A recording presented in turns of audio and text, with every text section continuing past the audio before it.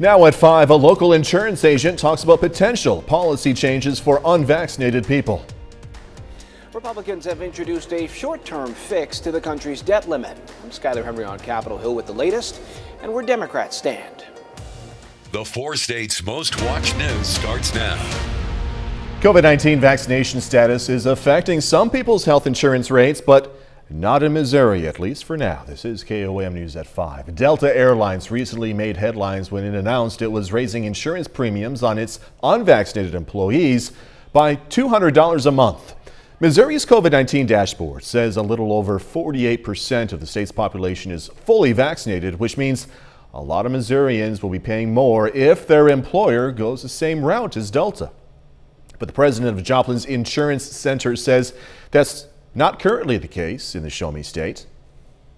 We don't have any providers that we represent that I'm aware of that even ask the question if you're vaccinated or not. That's for group health insurance, life insurance, group life insurance, and certainly any workers' compensation. It's been a non-issue so far. Tonight at 6, we're going to hear from the Insurance Center president on whether he thinks insurance providers will start asking about vaccination status in the near future. Some area students today got a valuable lesson on fire safety. The Stella, Missouri Fire Department visited Triway Elementary. Firefighters taught the students about fire prevention and what to do if they are involved in a fire.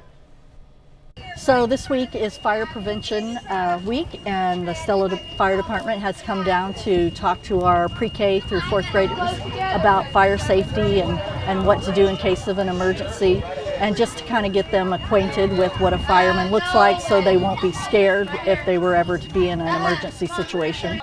Fire prevention lesson was provided to pre-K through 4th graders. Doug Heddy joining us now. Cloudy but not too bad today, Doug. No, temperatures very fall-like across the region. Most of us upper 60s to lower 70s. We have had a lot of clouds and we've had some showers which have been rotating in from the east, a little atypical for us, but from the east kind of rotating back toward the south and to the west. But you can see as they work in, they kind of fall apart. But we are getting some light little scattered showers along I-49, then over toward Monette and Cassville, and then a couple spotty little guys on the Kansas and the Oklahoma side. But these are going to be out there throughout the evening hours, just kind of hit and miss little showers as we go through the evening into the overnight hours. Again, most of them stay on the Missouri side, and then they really just kind of dissipate once we get past midnight tonight, and then we're going to be mainly dry for the next couple days, but also the heat's going to kick in. Upper 60s to near 70 for most of us as of right now. Of course, we're going to look at the rest of the week and thunderstorm chances here in just a bit. All right, Doug, thanks so much. Senate Republicans have put forth a proposal for a limited debt ceiling increase into December. This as Congress tries to avoid possible default later this month. A key procedural vote on a House-passed measure to suspend the debt limit was stalled, with lawmakers now discussing the path forward. Reporter Skyler Henry is on Capitol Hill now with more. A planned Senate procedural vote on a measure to suspend the federal debt ceiling is delayed. The majority has known for 3 months that show votes like this would go nowhere. Senate Republican leaders say they are willing to support a limited debt ceiling increase into December with a fixed dollar amount in order to give the Democrats time to pass a longer-term measure using the reconciliation process. The preference would be just getting this done today. Why kick the can down the road a couple of more weeks? The Biden administration has warned inaction could cause the Treasury to run out of money to pay its bills after October 18th. This would be a catastrophic outcome. Over at the White House, President Biden and Treasury Secretary Janet Yellen discussed the debt ceiling with business leaders. It's a meteor headed to crash into our economy. We should all want to stop it. President Biden has said it's a real possibility Senate Democrats could use the so-called nuclear option to raise the debt ceiling. That would suspend the 60-vote threshold needed to pass a measure with just Democrat support. But moderate Senate Democrat Joe Manchin has signaled he doesn't support doing away with the filibuster. The only thing I can say at this time to Leader Schumer and to Minority Leader McConnell is please lead. Congressional Democrats also remain split on a major social spending bill, even after President Biden dropped his target price range down to $2 trillion. Skyler Henry, CBS News, Capitol Hill. Today, Senator Joe Manchin reiterated that his top price tag on the social spending bill is $1.5 trillion. 4 people were injured, 2 of them shot after a student opened fire inside a Dallas area high school this morning. Police say the suspected shooter is Timothy George Simpkins, who they say got into a fight at school and pulled out a gun. After the shooting, Simpkins ran but was found and has been arrested. A group of GOP governors from states nationwide visited the U.S.-Mexico border today, pointing to what they call a crisis at the border. The governors are among an even larger group of state GOP leaders who wrote to the Biden administration last month asking for a meeting with the president. The White House is also facing pressure from Democratic leaders to end Title 42, a pandemic-era rule that has allowed many immediate expulsions without asylum proceedings during the pandemic. Still ahead, aiming for sustainability during the pandemic. Turning mask trash into treasure. I'm Ian Lee with how one hospital is reusing the plastic. And next in Healthwatch, experts are trying to raise awareness of the risk of breast cancer facing young women. Topping today's Healthwatch, a new study finds nearly a third of children with food allergies faced bullying because of it. Children's National Hospital surveyed 121 young people ages 9 to 15. 31% reported bullying, ranging from verbal teasing to people intentionally putting allergens in their food. The survey also found only 12% of parents were aware of any bullying. 1 in 7 cancer patients say they've had a serious operation delayed because of this pandemic. The University of Birmingham looked at data from 20,000 patients in 61 countries. Researchers found even potentially life-saving surgeries were pushed back or canceled even because of COVID-19 lockdowns. The impact was the biggest on low-income cancer patients. This month, Breast Cancer Awareness Month. This month, of course, is October. Experts and patients want to get the message out to young women in particular. Your lack of family history, good health, even your young age, does not make some women immune to breast cancer. Dr. Max Gomez has a story of a former Rockette who is being treated for the disease and raising awareness. Erin Monteleone is just 37, has a healthy lifestyle, and is definitely fit. In fact, she's been a Rockette for 7 years and performed with the Metropolitan Opera for 6 years. That's her on the left. But a few months ago, she felt a lump in her left breast. They discovered actual cancer on the right side. So the left side was a benign cyst, and they found cancer in the right breast and right lymph node. Erin's oncologist at Mount Sinai, Dr. Paula Klein, says that women Erin's age are not generally screened for breast cancer, even with a family history like Erin, because her mother didn't develop breast cancer till age 63.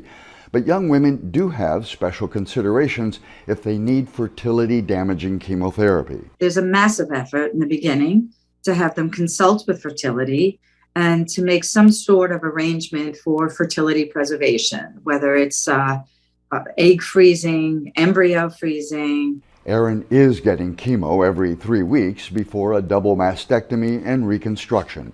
But for about 10 days or so, Erin feels well enough to take and teach dance classes because dance has been her life and passion since age 3, and it's what gives her the strength to persist. What will I do after this? Where will I go? What stage will I perform on? So that's what's gotten me through all of the treatment. Erin wants women to remember that even young women can develop breast cancer. Dr. Max Gomez, CBS News, New York. Experts are concerned about what they are calling a tsunami of breast cancer cases in women who postponed their screening because of this pandemic. They're reminding patients that hospitals and screening centers are safe and to schedule those checkup appointments. A group studying addiction found 1 in 5 college students who play online games likely has internet gaming disorder. The Journal of Addictions and Offender Counseling says people with the disorder report withdrawal symptoms similar to other addictions like difficulty concentrating, fatigue, and depression. Researchers hope the study helps mental health professionals better identify internet gaming disorder. That is a look at today's health news. A little later, our pet vet on call. Plus, it looks like we're going to have a few showers that are going to be sticking around for us this evening. We'll look at that coming up.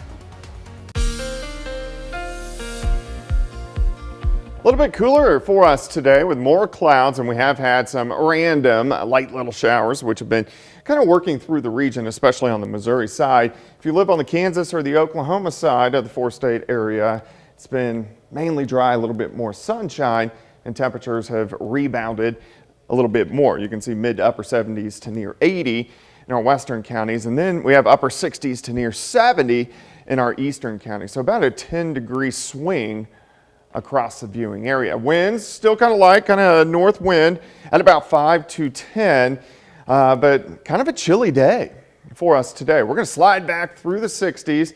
Again, we're going to have hit and miss showers and sprinkles as we go through the evening hours, especially in southwestern parts of Missouri, but eventually we'll dip back to about 58 or 60 degrees a little bit later on tonight. But you can see these light showers, kind of atypical, going from east back to west, rotating through southwestern Missouri, and then a few spotty little sprinkles in southeastern Kansas, northeastern parts of Oklahoma. Heavier amounts of rain across central parts of Missouri, but these are just very light little showers, and this is due to an upper level low that we've really been watching the past couple days, but you can see the spin, that counterclockwise spin, the more persistent rain, central Missouri down through central parts of Arkansas. In the upper levels, you can see that little area of low pressure. So it got a little bit closer to us today. That's why we have some clouds. That's why we have some random showers. This is going to rotate out as we go through the overnight hours tonight. So then by tomorrow, it looks pretty good. And if we look out west, there's not much going on. Pretty good indication our weather's going to be pretty calm as we go through the next few days, but our temperatures are really going to start to heat up. All right, let's go through time. Here's 10 p.m. Still some light showers, especially southwestern parts of Missouri. These continue into the overnight hours. Here's 3, 4, 5 o'clock in the morning, still a few spotty showers, and then most of these are gone.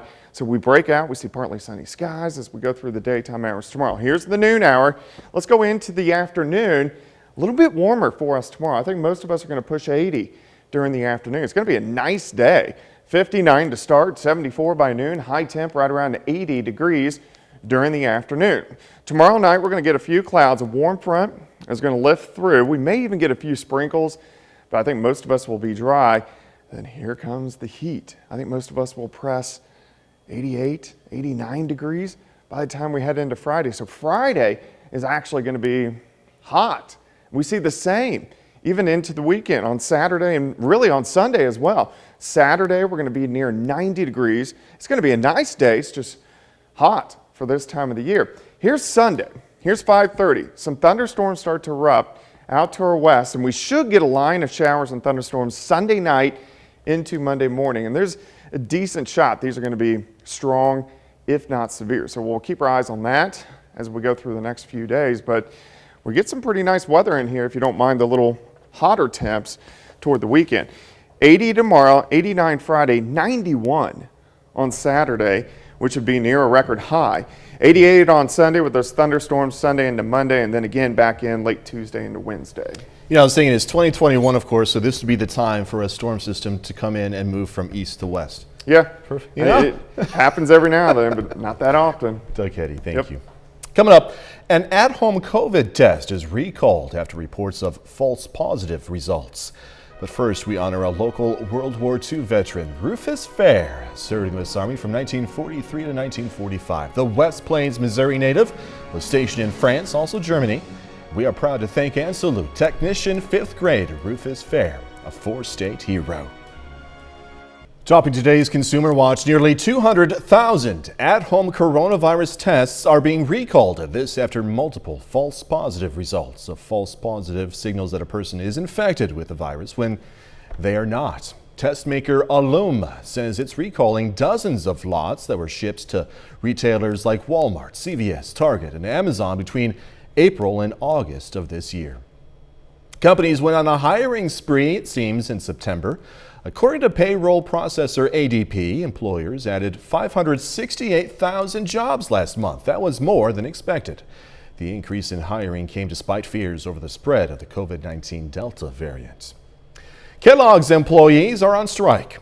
1,400 workers at all of the cereal company's U.S. plants walked off the job yesterday. The union and Kellogg's have been negotiating for more than a year now over pay, benefits, and a threat to move work to Mexico. It's unclear how production of its brands like Frosted Flakes, Special K, and Raisin Bran will be affected. Over the course of this pandemic, we've all gotten used to wearing those face masks, but millions of plastic ones are ending up in the trash.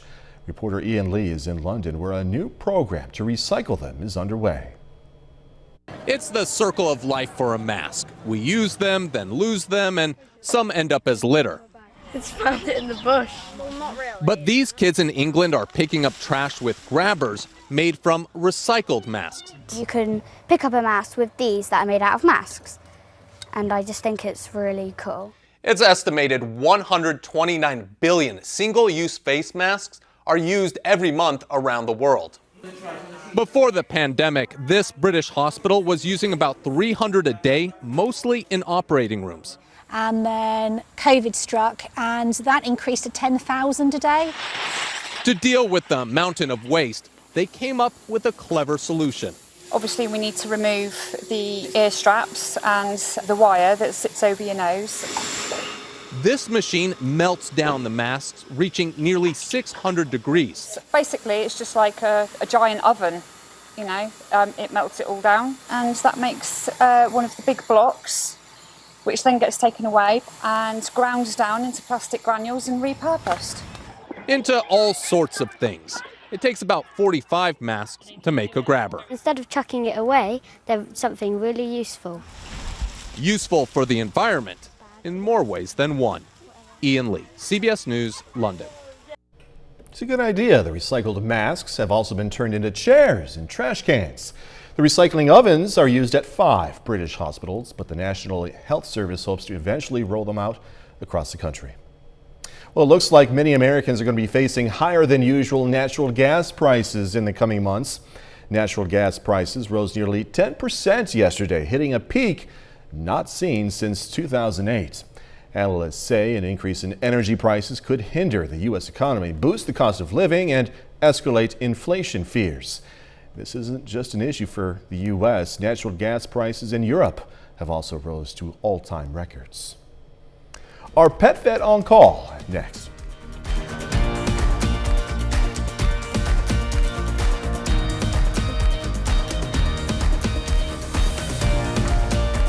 CBS Evening News is next. Then on KOAM News at 6, going to hear more about the possibility of insurance providers asking about vaccination status in the future.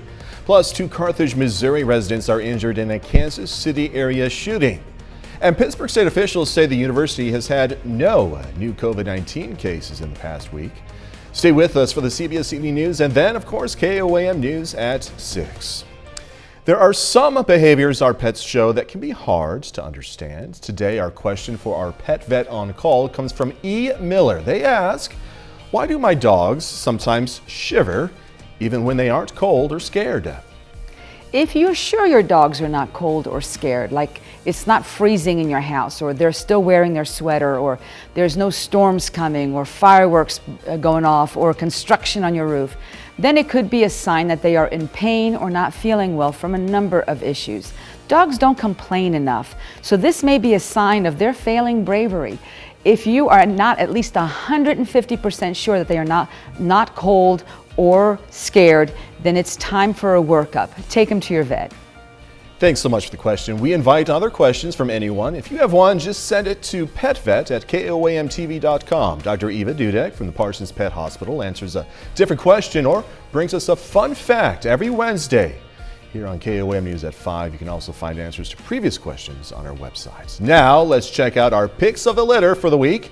We have a dog and a cat, both from the Joplin Humane Society. Up first, we have Apollo, a male blue tick coon hound Rottweiler mixed puppy.